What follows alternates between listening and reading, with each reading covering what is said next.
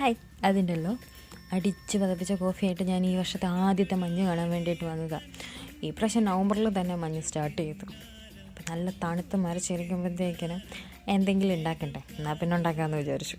പണ്ട് വീട്ടിൽ മഴയൊക്കെ പെയ്യുമ്പോഴത്തേക്കിനും അമ്മ എപ്പോഴും ഉണ്ടാക്കി തരുമായിരുന്നു ഏത്തയ്ക്കപ്പം. കോട്ടയത്തെ ഏത്തയ്ക്കപ്പം എന്ന് പറയുന്നത്, ബാക്കി എല്ലാവരും പഴംപൊരി എന്നാണ് പറയുന്നത്. പക്ഷേ എനിക്ക് ഏത്തയ്ക്കപ്പം ഒന്നേ വായി വരത്തുള്ളൂ. അപ്പം ഉണ്ടാക്കി നോക്കിയാലോ. ഞങ്ങൾക്ക് ചായക്കടയാണ്.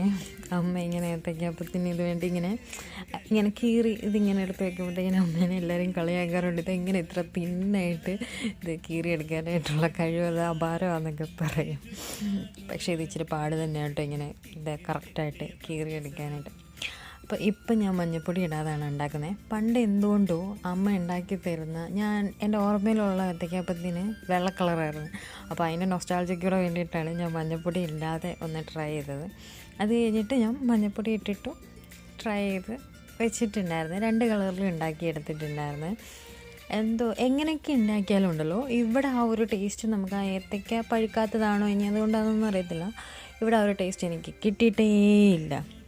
അപ്പോൾ ഏത്തയ്ക്കപ്പം ഇതിനകത്ത് കിടന്ന് ഇത് ചെയ്യുന്ന സമയം കൊണ്ട് എണ്ണ കുറച്ചും കൂടി മിച്ചം ഉണ്ടായിരുന്നുകൊണ്ട് ഞാൻ നമ്മുടെ നാട്ടിലുണ്ടാക്കുന്ന ഡയമണ്ടും കൂടെ ഉണ്ടാക്കിയായിരുന്നു. അത് എളുപ്പമാണ്. നമ്മുടെ ചപ്പാത്തിയുടെ മാവ് കുറച്ച് മുട്ടയൊക്കെ ചേർത്തൊന്ന് ഇത് ചെയ്ത് കുറച്ചൊന്ന് മുറിച്ചെടുത്താൽ മതി.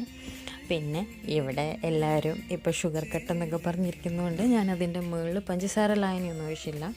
നിങ്ങൾക്ക് വേണമെങ്കിൽ അത് ഉണ്ടാക്കാവുന്നതേ ഉള്ളൂ. ഇങ്ങനെ ലായനിയൊക്കെ ഒഴിച്ചാൽ കുറച്ചും കൂടെ നല്ലതായിരിക്കും, അല്ലെ എരിവ് വേണമെങ്കിലും ഇടാം. അപ്പം ഞാൻ തണുപ്പ് പിടിച്ചിരുന്ന് ചായ കുടിക്കട്ടെ കേട്ടോ. ബൈ.